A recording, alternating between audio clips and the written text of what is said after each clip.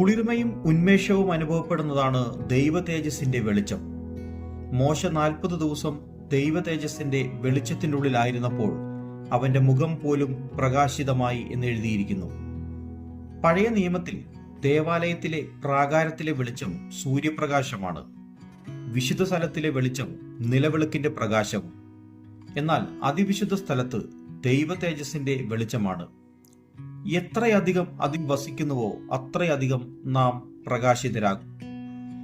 ദൈവ തേജസ്സിന്റെ വെളിച്ചത്തിൽ നമുക്ക് നമ്മുടെ അശുദ്ധികളെ കാണാം, മുന്നോട്ടുള്ള പാത കാണാം, സഹ ദൈവമക്കളെ കാണാം, മുമ്പിൽ നയിക്കുന്ന നായകനായ യേശുവിനെ ദർശിച്ച് അനുഗമിക്കാം.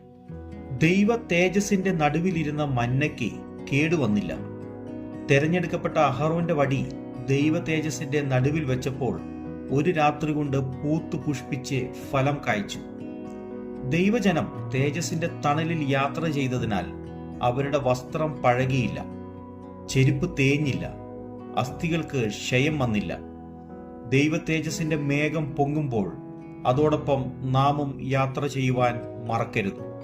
ആശ്വാസ മേഖലകളിൽ തങ്ങി നിൽക്കരുത്.